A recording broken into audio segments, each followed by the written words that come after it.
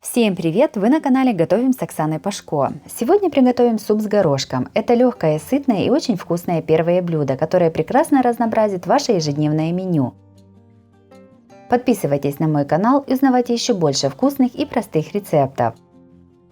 В кастрюлю наливаем 3 литра воды и ставим на огонь. Пока закипает вода, подготовим картофель. 300 грамм картофеля нарезаем небольшими кусочками. Подготовленную картошку кладем в кипящую воду и варим на небольшом огне примерно 10 минут. Подготовим остальные ингредиенты. 2 плавленых сырка нарезаем кубиками. Также их можно натереть на крупной терке. 1 луковицу нарезаем небольшими кубиками. 1 морковь трем на мелкой терке. Готовим овощную пассировку. На разогретую сковороду с небольшим количеством растительного масла кладем нарезанный лук. Пассируем до золотистости. Лук готов, добавляем к нему тертую морковь.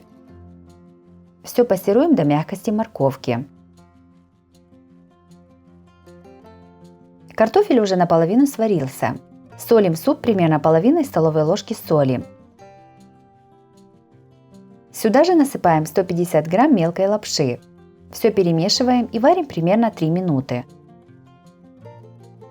В суп кладем нарезанный плавленый сырок. Перемешиваем, чтобы он быстрее растворился. Сыр нужно брать качественный, без растительных жиров, так как сыр плохого качества может не раствориться в супе. Сюда же насыпаем 100 грамм замороженного или свежего зеленого горошка. Варим еще 3 минуты.